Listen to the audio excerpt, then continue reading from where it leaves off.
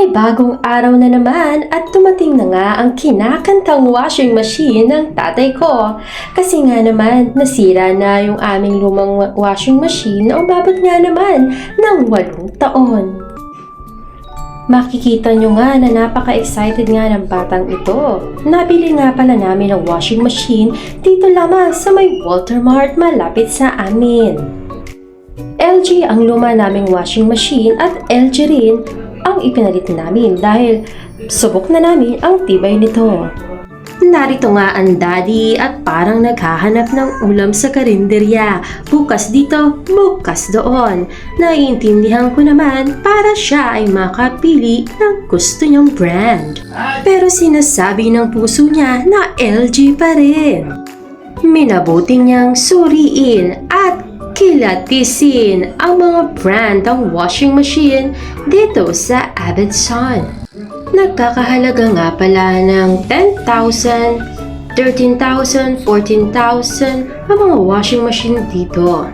Marami din palang appliances dito kagaya ng refrigerator, electric fan, aircon, exhaust at kung ano-ano pa. Ito nga ang kanyang binubuksan na nagkakahalaga lamang ng 12,000 pesos. Whirlpool ang tatak niya. Inaaral din namin kung paano siya i-operate. At tinitingnan ang capacity nito. Ako nga ay namangha dahil nakita ko ang aircon na ito na akala mo'y CPU ng isang computer set. Ito nga pala ay nagkakahalaga ng 36,000. At dito na nga at nakabayad na nga kami at ito na lamang ang aming sukli.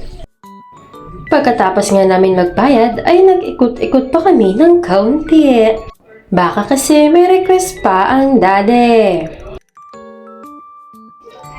At ito na nga ang kabuuan ng presyo ng aming biniling washing machine na LG.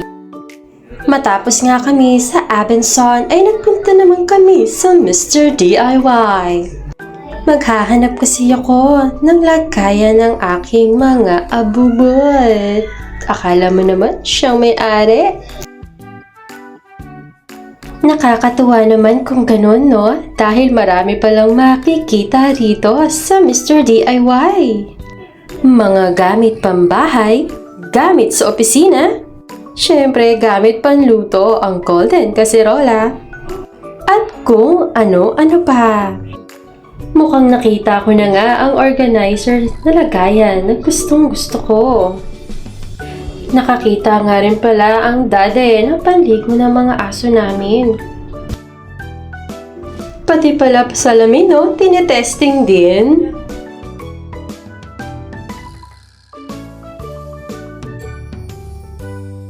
Nakapila na nga kami para magbayad sa counter. Nagkakahalaga pala ng 350 something ang lagayan na yan. Kaya ano pang hinihintay nyo? Punta na kayo sa Mr. DIY. Nagtry nga din pala ako ng banana para may excitement naman sa buhay. Minsan, pag naglambing ang magulang, makahalata mo na lang pag nag-request ng mga bagay, hindi para sa sarili, kundi para sa buong pamilya. Salamat sa pagbibigay ng aming mga gusto nung kami mga bata pa. Laki man sa hirap, hayaan mong kami naman. Salamat sa inyong pag-aalaga at pagsuporta. Alagaan ang inyong sarili para lahat ay masaya.